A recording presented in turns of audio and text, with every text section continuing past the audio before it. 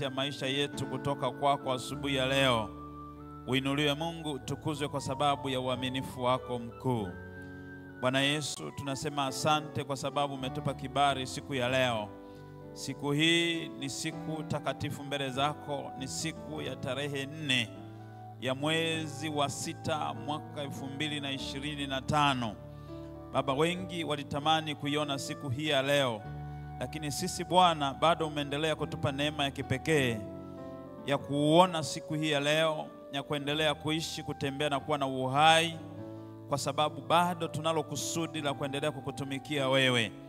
Baba, kwa neema yako uendelee kutusaidia, ututakase kwa damu yako, kwa makosa ambayo tunakutenda kila wakati, kwa mawazo yetu, matendo yetu, maneno yetu, pengine hata kwa kutimiza wajibu. Baba, rehema na msamaha vinatoka kwako. Ni wewe Mungu uliyekusudiwa kupitia Yesu Kristo kutusamehe dhambi, kututakasa dhambi, kutuosha uovu wetu, makosa yetu. Ni asubuhi tena Bwana ya kukaribia mahali pako kwa ajili ya kusikia kile ambacho Bwana amekikusudia kwa siku hii ya leo. Tusaidie watumishi wako kuweza kuishi katika tafakari yako. Tusaidie watumishi wako kuishi katika mapenzi yako.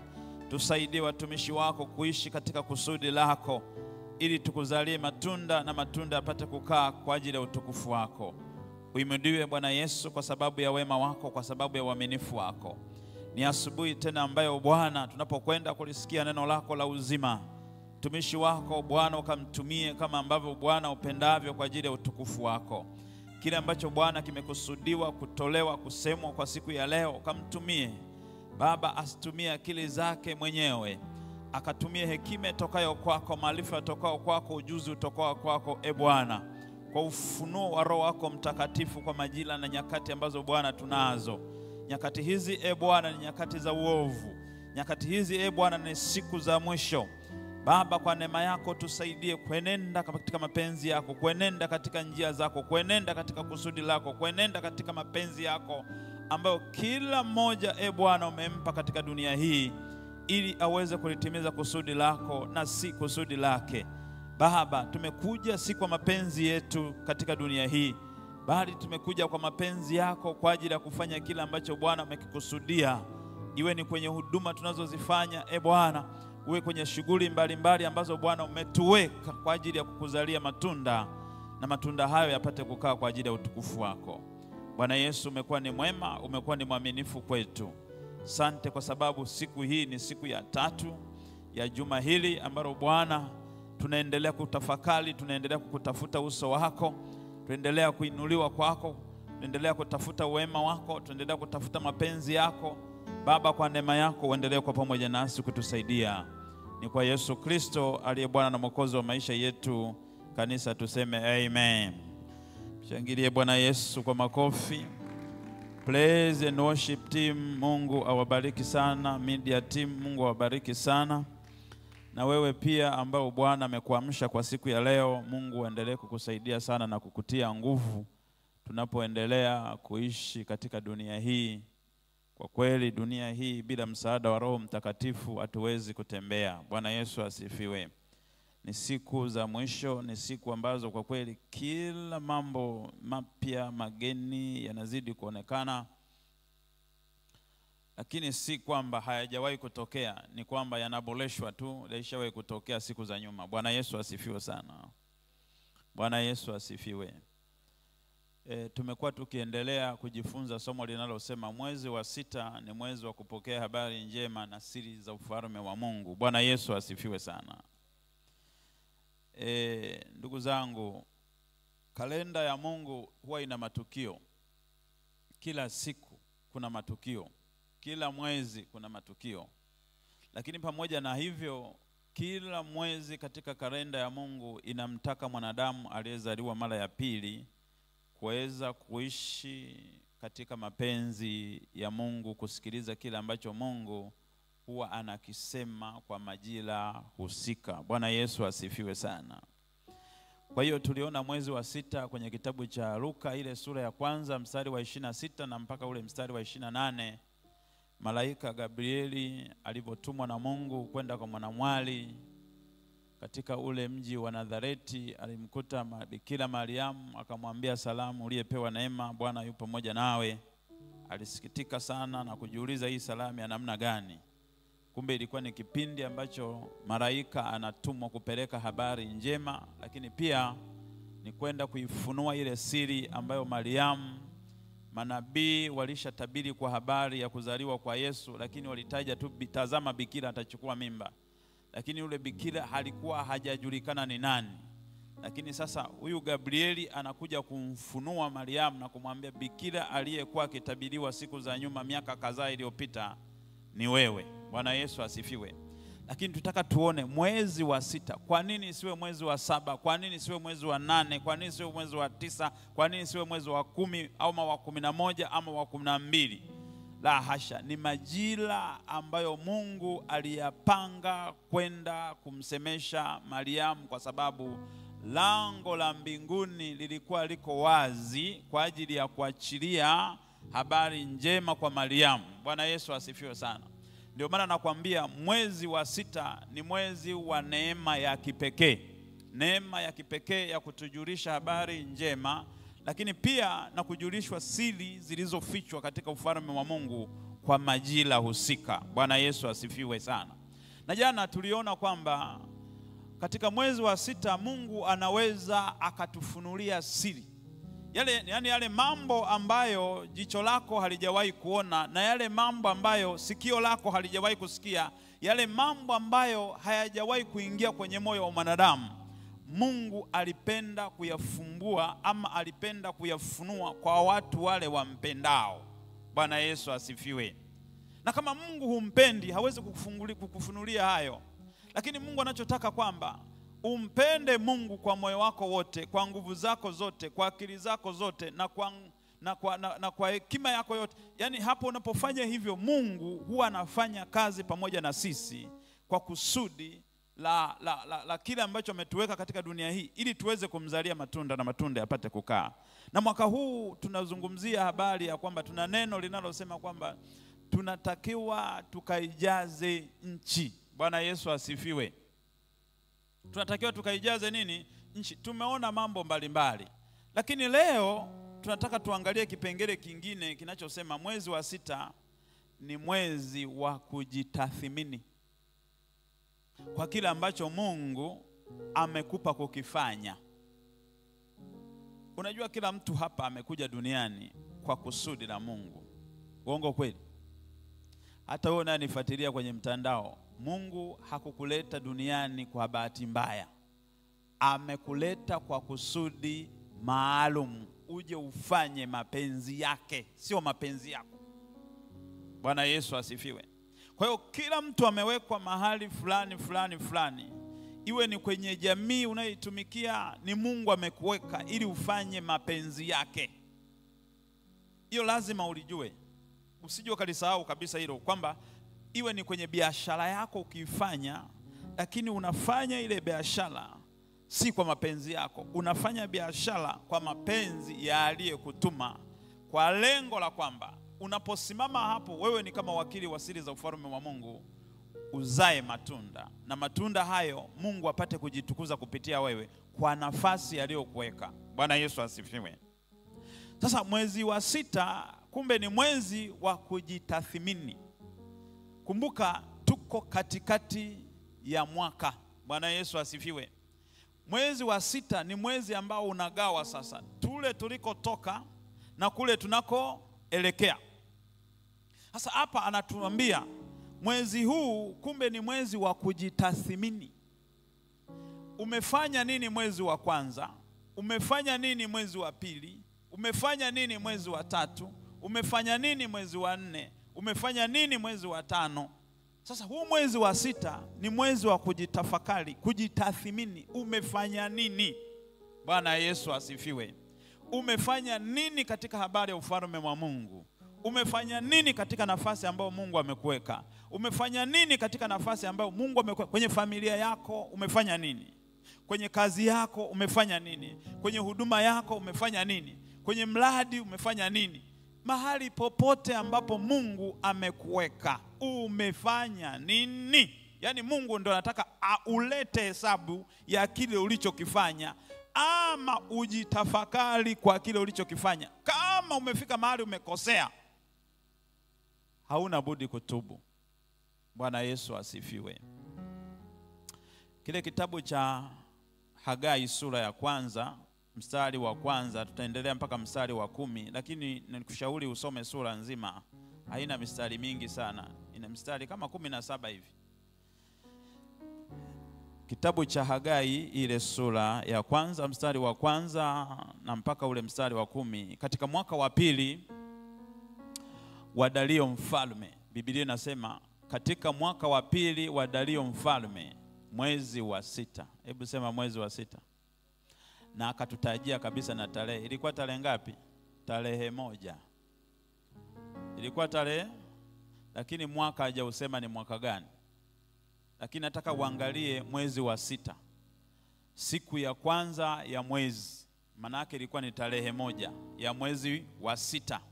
Angalia, neno la Bwana lilimjia Zerubabeli mwana wa Shealtieli, liwali wa Yuda, na Yoshua mwana wa Yosadaki kuhani mkuu, kwa kinywa chake Hagai nabii kusema, Bwana wa majeshi asema hivi ya kwamba watu hawa husema, huu sio wakati utupasao kuja. Huu sio wakati wa kujenga nyumba ya Bwana. Ndipo neno la Bwana lilikuja kwa kinywa cha nabii Hagai kusema, mstari wa 4, je, huu ndio wakati wa ninyi kukaa katika nyumba zenye mapambo ya mbao, iwapo nyumba hii inakaa hali ya kuharibika? Mstari wa 5, basi sasa Bwana wa majeshi asema hivi, zitafakarini njia zenu. Mstari wa 6, mmepanda mbegu nyingi mkavuna kidogo, mnakula lakini hamshibi, mnakunywa lakini hamjazwa na vinywaji, na mnajivika nguo lakini hapana aonaye moto. Na yeye apataye mshahara apata mshahara ili kutia katika mfuko uliotoboka toboka. Mstari wa 7, Bwana wa majeshi, anarudia tena kama ule mstari wa 5, Bwana wa majeshi asema hivi, zitafakarini njia zenu. Mstari wa 8, pandeni milimani mkalete miti mkaijenge nyumba, nami nitaifurahia,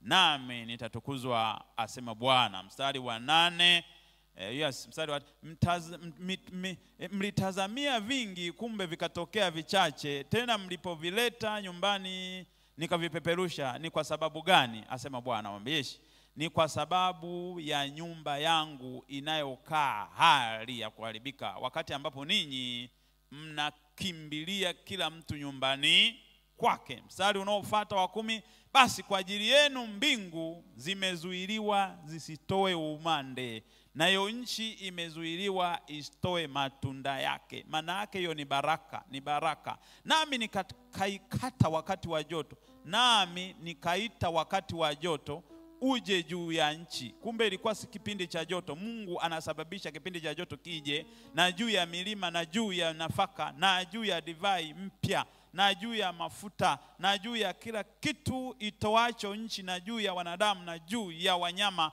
na juu ya kazi zote za mikono. Mstari wa 12, ndipo Zerubabeli mwana wa Shealtieli, Yoshua mwana wa Yosadaki kuhani mkuu, pamoja na hayo mabaki yote ya watu, wakaita sauti ya Bwana Mungu wao na maneno ya Hagai nabii, kama Bwana Mungu wao alivyomtuma, nao watu wakaogopa mbele za Bwana. Anasemaje? Ndipo Hagai mjumbe wa Bwana katika ujumbe wa Bwana akamwambia watu akisema, mimi nipo pamoja nami, asema Bwana. Bwana akaiamsha roho ya Zerubabeli mwana wa Shealtieli liwali wa Yuda, na roho ya Yoshua mwana wa Yosadaki kuhani mkuu wa roho zao, na roho zao mabaki ya watu wakaenda wakafanya kazi katika nyumba ya Bwana wa majeshi Mungu wao. Maana yake wakamtii, kwa sababu kuna adhabu ilipita hapo katika siku ya 24 ya mwezi wa 6. Katika siku ya 20, kumbuka wamesemeshwa siku ya kwanza na siku ya 24 ya mwezi, katika mwezi wa 6 katika mwaka wa pili wa Dario mfalme. Anasemaje? Katika basi hiyo nimeishia hapo. Bwana Yesu asifiwe sana. Bwana Yesu asifiwe. lengo langu nataka uone kwamba mwezi wa 6 ni mwezi wa kujitathmini. Mwezi wa kufanya nini? Wa kujitathmini. Anasema kwenye ile mstari wa 5, basi sasa Bwana wa majeshi asema hivi, zitafakarini njia zenu. Na akarudia ule mstari wa 7, Bwana wa majeshi asema hivi, zitafakarini njia zenu. Kwa nini tunajifunza hili somo? Lengo la somo hili ni kukusaidia wewe Mkristo, kutafakari mwenendo wako wa kiroho. Kutafakari mwendo wako wa kiroho, uaminifu wako katika kazi ya Bwana, na kuweka upya bidii yako kwa yale ulioitiwa kufanya. Hasa tunapoingia nusu ya mwaka huu. Bwana Yesu asifiwe sana. Yaani lengo ni kukusaidia kutafakari mwenendo wako kiroho. Sijasema kimwili, kutafakari mwenendo wako kiroho, uaminifu wako katika kazi ya Bwana, na kuweka upya bidii yako kwa yale ulioitiwa kufanya. Unajua kila mtu ameitiwa kufanya. Mimi nimeitwa kutumika kama mchungaji, lakini haitaishia tu hapo. Nina zamu ya kuomba, nina zamu ya kufanya kazi ya Mungu kwa kile alichoniitia Mungu. Bwana Yesu asifiwe. Kuna mwingine ameitwa kwa ajili ya kuomba, lakini japokuwa tunasema kwamba habari ya kuomba ni ya kila aaminie. Ni ya kila aaminie. Ukiona watu wametengeneza kikundi cha kuomba, maana yake kanisa limetega kwenye habari ya kufanya nini? Ya kuomba. Bwana Yesu asifiwe sana. Bwana Yesu asifiwe sana. Sasa nataka tuone vitu kadhaa vya kujifunza hapa. Jambo la kwanza, wakati wa Bwana si wakati wa mwanadamu. Wakati wa Bwana si wakati wa mwanadamu. Unapokosea, Mungu anakuambia huu ni wakati wangu wa mimi kufanya 1, 2, 3. Huu ni wakati wangu wewe unifanyie 1, 2, 3. Sasa hawa wanaulizwa, je, ulikuwa ni mwezi wa 6 tarehe 1, wanaulizwa, je, huu ndio wakati wa kukaa katika nyumba iliyoharibika? Huu ni wakati wa kukaa katika nyumba iliyoharibika. Kwa maana yake ule wakati ambao wao wanajenga nyumba zao, kumbe ulikuwa sio wakati wa wao kuweka vipaumbele kujenga nyumba zao.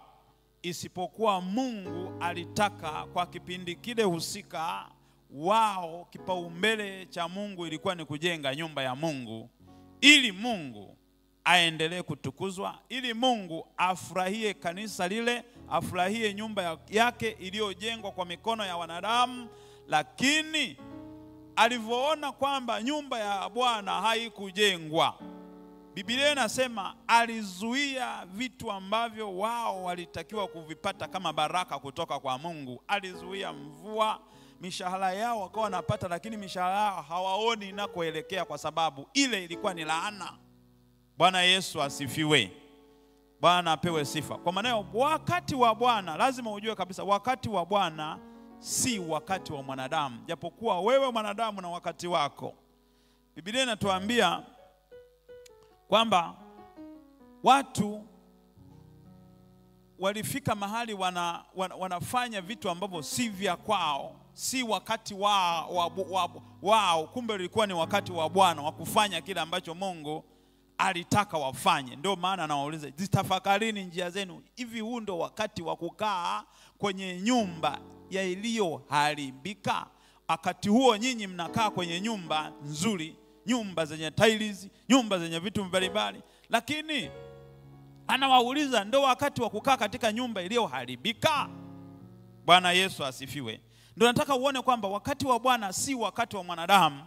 Ametuonyesha kwenye ule mstari wa 2, anasema hivi, kwenye ule mstari wa 2 kama mnakumbuka, anasema Bwana wa majeshi asema hivi, ya kwamba watu hawa husema huu sio wakati utupasao kuja kujenga. Si ndio? Bwana wa majeshi asema hivi, ya kwamba watu hawa husema huu sio wakati utupasao kuja, huu sio wakati wa kujenga nyumba ya Bwana.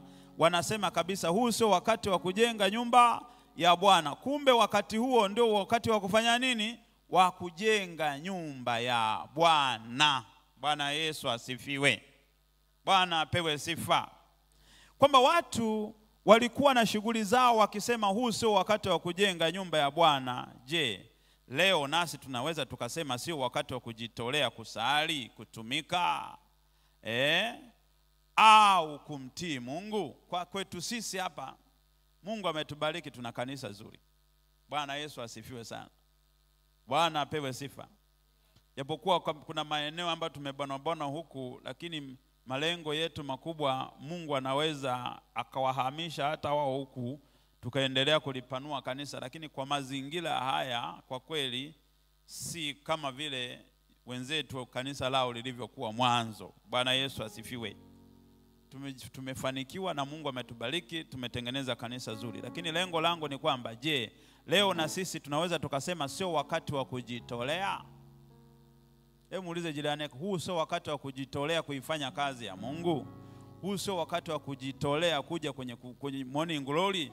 Huu sio wakati wa kujitolea kwenda kuomba, kufunga na kuomba?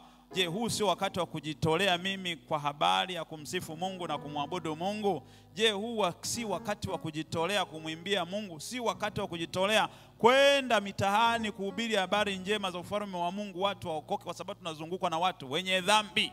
Hatujawahi kuambia nyinyi tubuni makosa yenu, Mungu hizi siku za mwisho Yesu yuko karibu kuja? Je, tulishawahi kufanya hivyo? Yaani hapa ndio mwezi wa kujitafakari. Wewe mwenyewe unajua Mungu amekuitia nini, lakini sasa Mungu anachotaka kwa mwezi huu wa 6 ujitathmini kwa kile ambacho umekifanya katika huduma ambayo Mungu amekuitia kuifanya.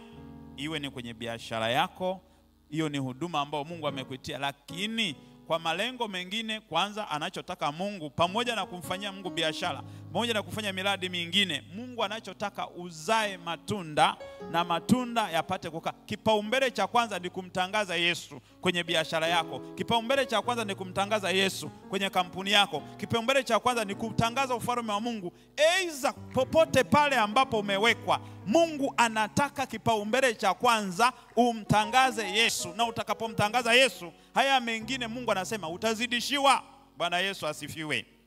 Bwana Yesu asifiwe. Kwa andiko la msingi naweza kusema kwenye Mhubiri sura ya 3 mstari wa 1, kwa kila jambo kuna majira yake na wakati wa kusudi chini ya mbingu. Akaanza kueleza kuna wakati wa kuzaliwa, kuna wakati wa kufa, kuna wakati wa kupoteza, kuna wakati wa kutafuta, kuna wakati hivyo.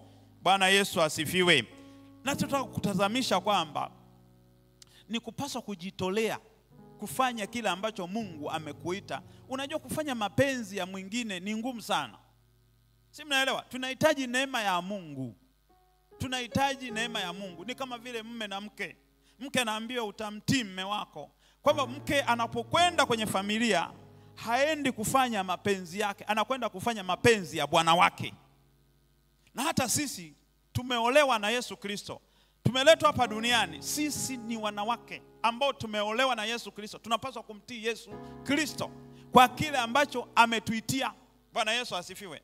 Kwa hiyo kutumikia mapenzi ya mwingine inahitaji neema ya Mungu. Bwana Yesu asifiwe sana. Jambo la pili tunaweza tukaliona hapa, kipaumbele cha kwanza kiwe ni kazi ya Mungu. Tunachotaka kuona hapa sasa, kumbe tunashauriwa kwa mwezi huu wa 6 tunapojitathmini kwa kile ambacho tumekifanya Januari mpaka mwezi huu tulionao, kipaumbele cha kwanza Mungu anasema ni kazi yake kwanza. Sisi tunaelewana vizuri hapo? Tunaelewana vizuri? Kipaumbele cha kwanza Mungu anachokitaka toka Januari mpaka sasa kwa tathmini yetu, anachotaka kututoa ili tuendelee kumzalia Mungu matunda na hatimaye tuijaze nchi, anachotaka kipaumbele ni kufanya kazi ya Mungu kwanza. Bwana Yesu asifiwe. Tunaona kwenye mstari wa 4 inasema, je, huu ndio wakati wa ninyi kukaa katika nyumba zenye mapambo ya mbao, iwapo nyumba hii inakaa katika hali ya kuharibika? Umeona hicho kitu anachokisema hapo? Kwa hiyo wakati watu walipokuwa wakijenga nyumba zao nzuri, nyumba ya Bwana ilibaki katika hali ya kuharibika.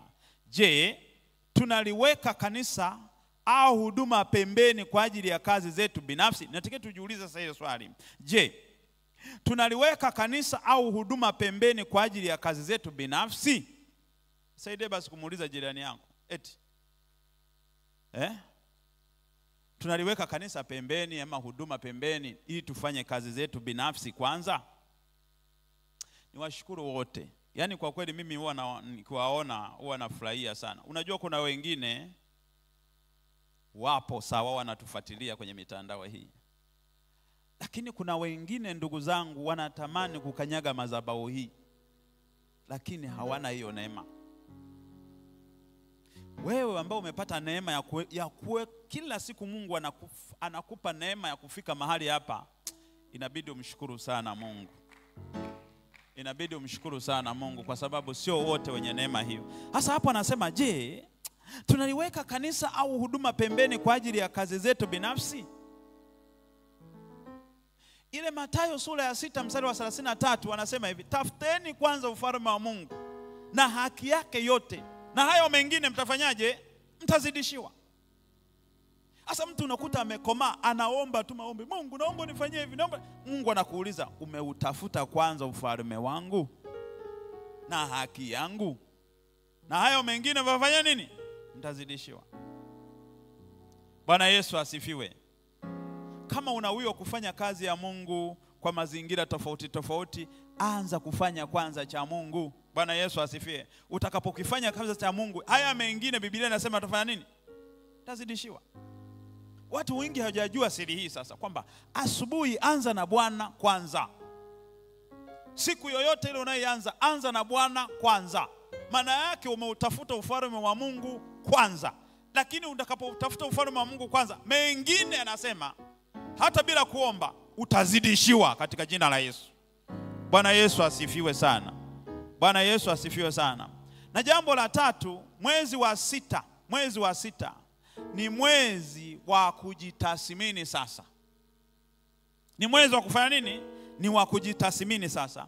Kwa nini? Ule mstari wa 5 anasema, bali Bwana asema hivi, zitafakarini njia zenu. Hebu tafakari kwa habari ya huduma ambao Mungu amekupa. Je, nimeifanya vema? Hii huduma ya kuomba nimeifanya vema? Huduma ya kuimba nimeifanya vema? Huduma ya kuhubiri nimeifanya vema? Huduma ambayo Mungu ameniweka kama mzee wa kanisa nimeifanya vema? Huduma ambayo Mungu amenipa kama mhudumu wa kanisa, je, nimeifanya vema? Huduma ambayo amenipa kama mchungaji, je, nimeifanya vema? Huduma ambayo Mungu amenipa kama nabii, je, nimeifanya vyema? Huduma ambayo Mungu amenipa kama mwinjilisti, huduma nimeifanya vema? Huduma ambayo nimepewa kama mwalimu, je, nimeifanya vema? Ni muda wa kujitafakari, kuleta hesabu mbele za Mungu. Kama wale ambao walipewa talanta 5 akazalisha 5, mwingine akapewa 2 akazalisha 2, mwingine akapewa 1 akaichimbia, wanakuja kuleta tathmini zao. Wale waliopewa 5 akazalisha 5, aliyepewa 2 akatoa tathmini ya kile alichokifanya, na aliyepewa 1 akatoa tathmini alichokifanya. Maana yake aliharibu, akasema nimeichimbia kwa maana nilijua wewe kwamba unataka usivyovivuna. Bwana Yesu asifiwe sana. Kwa mwezi huu ni mwezi wa kujitafakari. Je, hii nafasi ambayo Mungu ameniweka, je, nimeendelea kuifanya vizuri? Kama umeendelea kuifanya vizuri, Mungu atakwambia, wala wewe ni mtumwa mwema, ingia rahani, fanya kitu. Anakuendelea kukuboresha, anaendelea kukupa baraka, anaendelea kukupandisha kiwango kwenda kiwango kingine. Lakini kama unafanya ndivyo sivyo, wewe mwenyewe ndio unajitathmini, unatakiwa ujielewe. Bwana Yesu asifiwe sana. Ndio maana waimbaji walisema, siri yako mwenyewe unaijua. Bwana Yesu asifiwe. Hiyo siri unaijua kwa habari ya wito ambao Mungu amekuitia. Kwa hiyo anasema huu ni mwezi wa kujitathmini. Zitafakarini njia zenu. Zitafakarini njia zenu. Huu ni mwezi wa 6. Tuko nusu ya mwaka, wapendwa. Umepita sasa, nusu ya mwaka umepita. Mungu aliahidi nini mwanzo? Ama ulimwahidi nini Mungu mwanzo? Uliahidi kufanya nini mbele za Mungu? Uliahidi kumfanyia nini Mungu katika ufalme wake? Kwa habari ya nafasi ambayo Mungu amekuwekea, uliahidi kufanya nini katika ufalme wa Mungu? Ni muda wa kujitafakari sasa, huu mwezi wa 6, kwamba nimefanya nini? Hii huduma ambayo Mungu nimefanyaje mpaka sasa? Unaleta hesabu mwenyewe. Tuko mwezi wa 6, ili tutapokwenda mpaka mwezi wa 12, usisubiri mwezi wa 12 ndio kufanya mahesabu. Kama wengine wanasema mwezi wa 12 mwezi wa kuenda kushukuru miungu yao, kufanya nini? Sisi huu mwezi wa 6 ni mwezi wa kujitafakari sisi kwamba tumefanyaje toka Januari imeanza na mpaka sasa, ili tutakapoona kwamba tumekosea ni mwezi wa kurekebisha sasa na kuanza tena upya mpaka tunafika Disemba, ili tuone kile ambacho Mungu ametuokea kwa kile ambacho tunatakiwa kukifanya katika ufalme wake. Bwana Yesu asifiwe. Kwa nini nazungumza haya? Kile kitabu cha Wakorinto wa pili sura ya 13 mstari wa 5, Biblia inasema jaribuni wenyewe kwamba mmekuwa katika imani.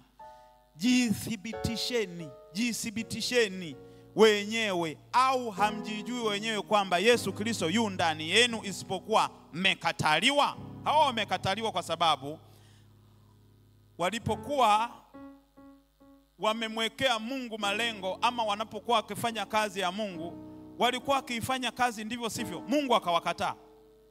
Sasa hapa Paulo anawaambia, hebu jithibitisheni nyinyi wenyewe kwa kile ambacho Mungu amewaweka. Tangu Januari umefanya nini? Umeleta watu wangapi umewaleta watu wangapi kwa Yesu? Unajua, ngoja tuambie kitu kimoja. Mission ya Yesu Kristo ni kuja kuokoa ulimwengu, si ndio? Sasa sisi ambao tumeokolewa tumepewa agizo la kwamba enendeni ulimwenguni kote mkahubiri injili kwa kila kiumbe. Aaminie na kubatizwa atafanyaje? Ataokoka.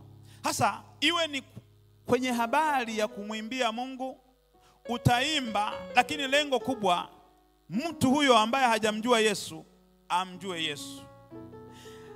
Amekuweka kwenye biashara yako, kipaumbele cha kwanza huyo anayekuja kwenye biashara yako, mfikishie habari njema za ufalme wa nani? Wa Mungu.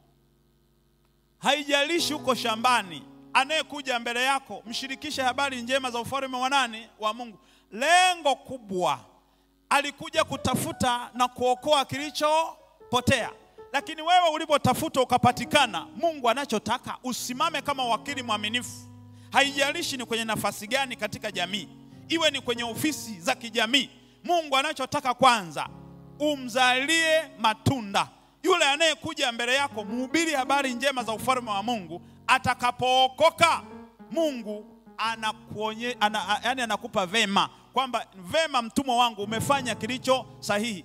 Kumbe kuhubiri injili sio kazi ya mwinjilisti, sio kazi ya mchungaji, sio kazi ya nabii wala mtume wala mwalimu, ni kazi ya kila aaminie. Bwana Yesu asifiwe. Kwa namna ambavyo Mungu amekuweka, iwe ni kwenye kuimba, iwe ni kwenye kusifu, iwe ni kwenye kutumika kokote kule, yani Mungu anachotaka cha kwanza, anapokuja mtu yoyote mshirikisha habari za ufalme wa nani? Wa Mungu. Muulize, ndugu yangu, unamuelewa Yesu? Unajua habari za Yesu wa Nazareti? Huyu Yesu huyu aliyekuja kutuokoa na sisi na dhambi zetu, unamuelewa? Ulishamkiri kwamba ni Bwana Mwokozi wa maisha yako? Kama hajamkiri, anza kumhubiria. Bwana Yesu asifiwe. Au kisha mhubiria akaokoka, fanya vipaumbele vyako sasa. Bwana Yesu asifiwe. Kwa hiyo hiki ndio anachowaambia Paulo hawa watu, kwamba jithibitisheni wenyewe, au hamjui ya kuwa wenyewe kwamba Yesu Kristo yu ndani yenu? Kwamba unapojua kwamba Yesu Kristo yuko ndani yako, kubali sasa akutumie kama ambavyo apendavyo yeye, kwa lengo la yeye sasa kumzalia nini? Matunda. Bwana Yesu asifiwe. Bwana Yesu asifiwe. Sasa tunapokuja kuona matokeo ya kuacha kazi ya Bwana, utaangalia kitabu cha Hagai ile sura ya 1 mstari wa 6 na kuendelea. Aliachilia vitu vya ajabu sana. Bwana Yesu asifiwe sana. Hasa maswali yangu ni haya ya kujiuliza. Maswali yangu ni haya ambayo tunapaswa tujiulize sasa kwa siku hii ya leo. Kwa siku hii ya leo tunapaswa kujiuliza kwamba tumefanya nini kwa ajili ya Bwana tangu mwaka uanze. Hebu jiulize wewe mwenyewe kwamba hivi nimefanya nini kwa kazi ya Bwana tangu mwaka ulivyoanza? Nimefanya nini? Japokuwa tumeambiwa kwamba mwaka huu, tunayo neno kwamba mwaka huu ni mwaka wa kuijaza nini? Nchi. Swali, huu ni mwezi wa 6, tumeshaijaza nchi? Ndio maswali ambayo tunapaswa tukujiuliza kwamba je, huu mwezi wa 6 sasa, je, tumeshaijaza nchi? Ndio inabaki sasa kwamba siri yako mwenyewe. Lakini hii siri Mungu ameshaona kwamba tangu mwaka tumeanza hatujafanya chochote. Huo ndio ukweli. Bwana Yesu asifiwe sana. Je, unajiuliza sana, je, nimeweka nguvu nyingi kwenye mambo yangu kuliko kazi ya Mungu? Hebu jiulize swali hapo. Ukijiuliza, je, nimeweka nguvu nyingi kwenye mambo yangu kuliko kazi ya Mungu, unaweza kujikuta unasema ndio. Si ndio? Unaweza kujikuta ndio. Si ndio? Anasema huu ndio wakati wa kufanya asiyowapaswa. Unajiuliza, hivi huu ndio kazi ya hivi huu ndio wakati wa kufanya asiyonipasa kuyafanya, au ni wakati wa kurejea kwenye agizo la Mungu? Unajiuliza sasa maswali hii. Kumbe huu ndio wakati wa kurejea kwenye agizo la nani? La Mungu. Au ndio wakati huu ambao mimi ninapaswa kufanya hivi ninavyo? Unajiuliza tu mwenyewe, unajitathmini. Hivi huu ndio wakati kweli mimi wa kukaa tu bila kazi?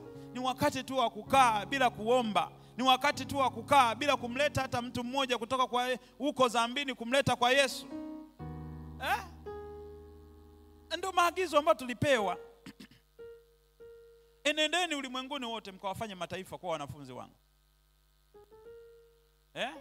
Hii ndio kazi ambayo tumepewa. Agizo kuu la Mungu tumefanya. Bwana Yesu asifiwe. Wito wangu sasa, Mungu anataka tuboreshe njia zetu. Tuboreshe baada ya kujitafakari sasa, tuboreshe na tuanze kuwaleta watu kwa Yesu. Bwana Yesu asifiwe. Hubiri habari njema za ufalme wa Mungu kulingana na nafasi ambayo Mungu amekuweka kutumika kama mwana wa ufalme. Weka kipaumbele chako sahihi, jenga kwa Bwana. Kwa maana hiyo, mwezi wa 6 ni mwezi wa mwangaza wa kiroho. Ni mwezi ambao Mungu anatuonyesha dira yetu. Ni mwezi wa kutazama nyuma, au ni mwezi wa kukumbuka tulipoanguka tukatubu. Si mnaelewa hicho kitu ninachokizungumza? Huu mwezi wa 6 ni mwezi wa kukumbuka ni wapi tulipoanguka sasa kwa kazi ya Bwana. Anapozungumza habari ya nyumba ya Bwana iko katika hali ya kuharibika, hazungumzii hili jengo. Biblia inatuambia nyinyi hamjui ya kwamba ni hekalu la Roho Mtakatifu na kwamba Roho wa Mungu anakaa ndani yenu. Maana yake ni kwamba Yesu alipowakuta wale watu wanafanya biashara hekaluni, akasema nyumba yangu itaitwa nyumba ya sala, lakini nyinyi mmeifanya kuwa pango la wanyang'anyi, mmeifanya kuwa pango la kuuza na kufanya. Kwa nini? Alikuwa anazungumzia habari ya Roho Mtakatifu kukaa ndani yetu, kama miili yetu inahesabika kama hekalu la Roho Mtakatifu. Maana yake Mungu anataka kuona ndani ya hekalu lake, humo ndani tunamtukuza Mungu kwa ajili ya maombi, tunaomba. Tunamtukuza Mungu kwa ajili ya kumwabudu Mungu katika roho na kweli. Tunamtukuza Mungu kwa ajili ya kazi aliyoifanya. Lakini anayekaa ndani yetu anapaswa kukaa Roho Mtakatifu, na yeye ndio anatuongoza tufanye nini. Tukimzimisha roho, maana yake tunaruhusu mapenzi ya mwili yatutawale. Bwana Yesu asifiwe sana. Ni jambo ambalo hatupaswi kulifanya. Ndio maana tunajitathmini kwamba mwezi huu ni mwezi wa kukumbuka ni wapi tulipoanguka tukatubu. Bwana Yesu asifiwe. Ili tunapoendelea kumalizia mwaka tuanze upya na Bwana. Bwana Yesu asifiwe.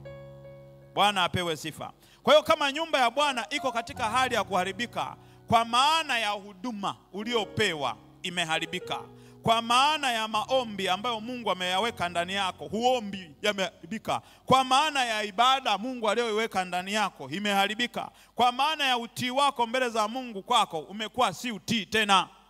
Bwana Yesu asifiwe. Mungu anachotaka, huduma aliyoiweka ndani yako, maombi aliyoweka ndani yako, utawala aliyoweka ndani yako, anataka tuone ukitumika katika ufalme wake, ukimzalia Mungu matunda, na matunda yanapaswa kukaa katika ufalme wa Mungu.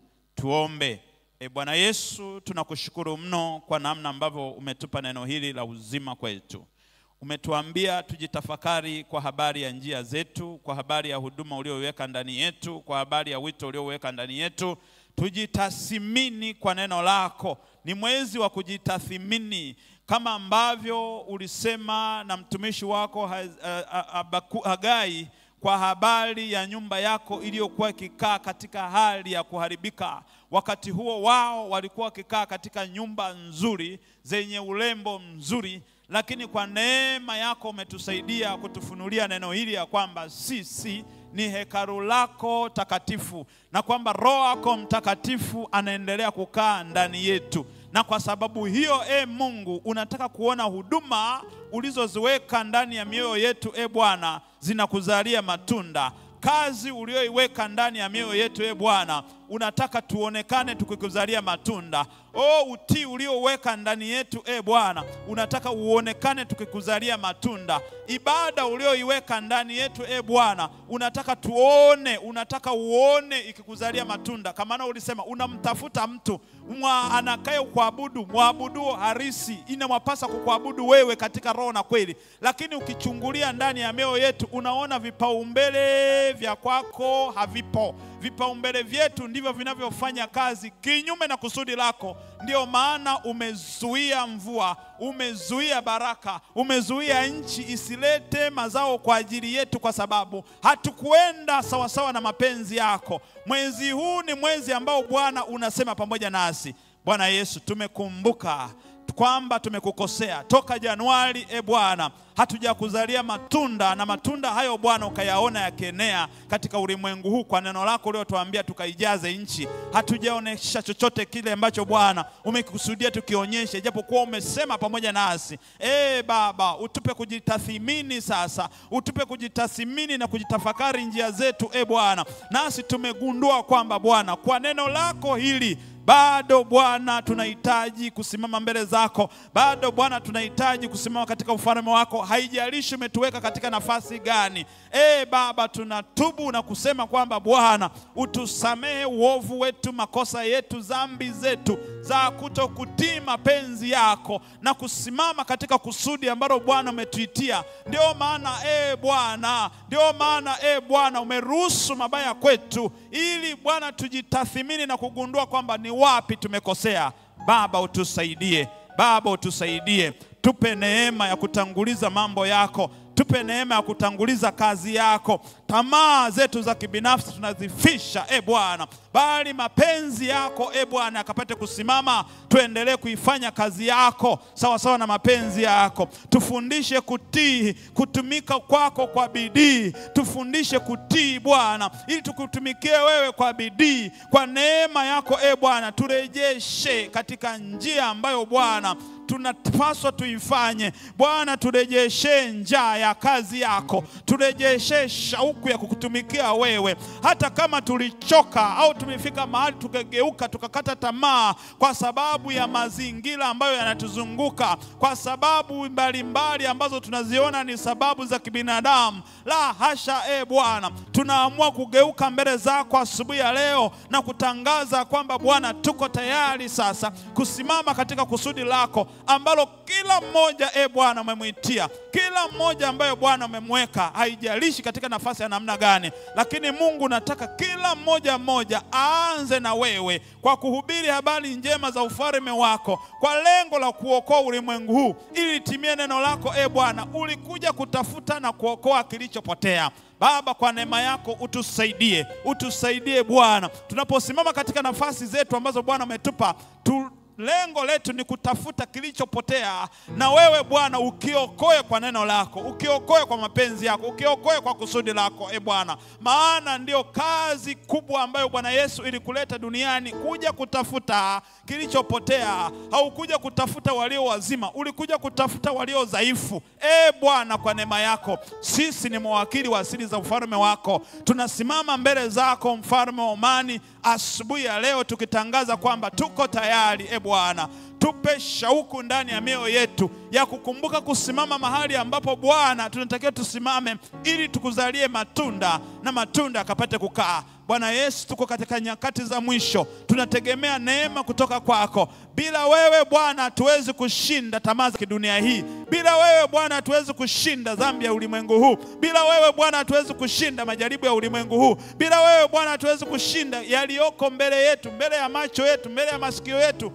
Bwana utusaidie. Tusaidie Bwana Yesu, tuendelee kulitukuza jina lako. Tusaidie Bwana Yesu, tuendelee kuliinua jina lako. Tusaidie Bwana Yesu, tuendelee kulitangaza jina lako kila kila wakati, kila mahali, kwa watu wa kila kabila, lugha, jamaa na mataifa. Kwa neno lako tuendelee kuijaza nchi katika utukufu wako, katika jina la Yesu Kristo. Uinuliwe Mungu, tukuzwe kwa sababu ya uaminifu wako. Asante Bwana Yesu kwa neno lako la uzima. Asante Bwana Yesu, neno hili lipe kutafakari sisi.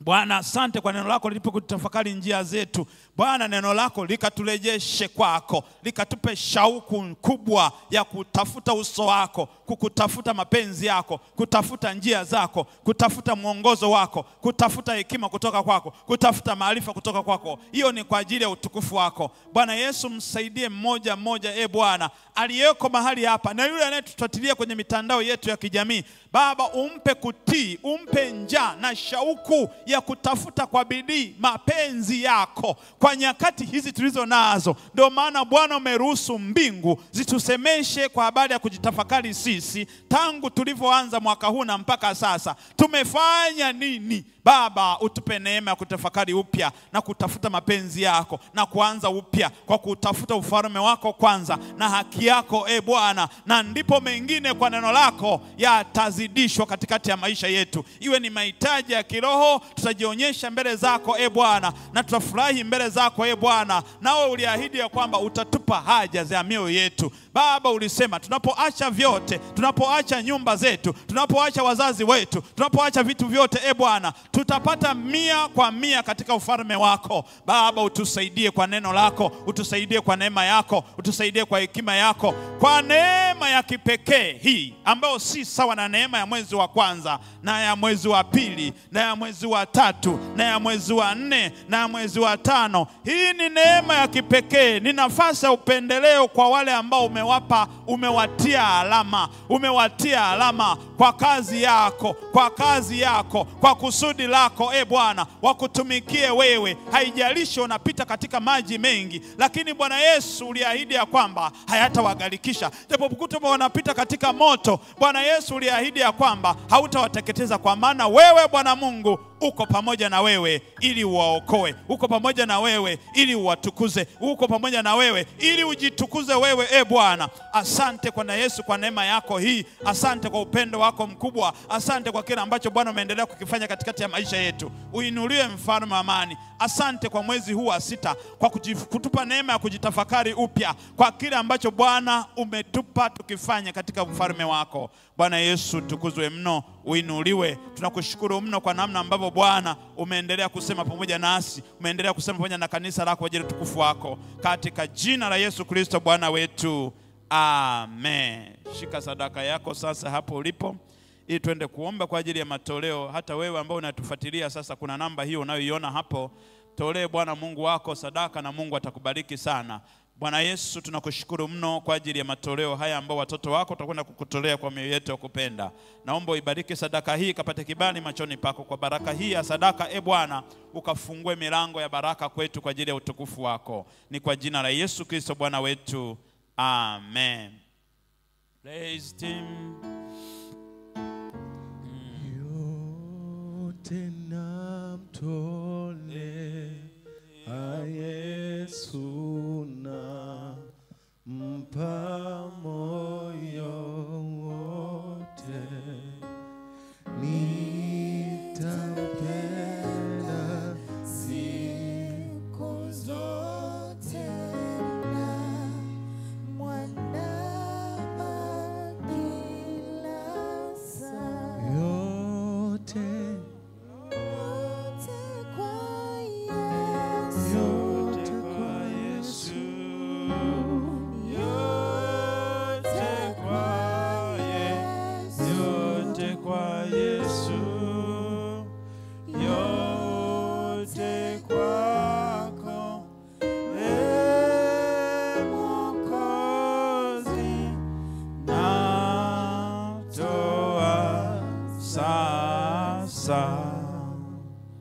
Bwana Yesu, tunakushukuru mno kwa ajili ya matoleo haya ambao watoto wako tumekutolea. Asante kwa ajili ya watumishi wako ambao umekutolea kwa njia ya mtandao. Uinuliwe, utukuzwe Bwana Yesu kwa sababu ya uaminifu wako mkuu. Umekuwa ni mwema, umekuwa ni mwaminifu. Bwana Yesu, wabariki watoto wako wanapotoka na kuingia kwa ajili ya utukufu wako. Uhimidiwe Mungu wa pekee wa kweli, pamoja na Kristo Yesu uliyemtuma katikati ya maisha yetu. Lakini pia Mungu, tunaendelea kujikabidhi mikononi mwako kwa siku hii ya leo. Siku hii ikawe ni ya baraka kwetu, kwako, kwa watoto wako ambao umewatia alama ili wakutumikie wewe kwa ajili ya utukufu wako. Uinuliwe, utukuzwe Mungu, kwa sababu ya wewe na matendo yako makuu kwetu, ukituzidisha kila wakati, ukitufanya tutafakari wema wetu na mapenzi yako kwetu.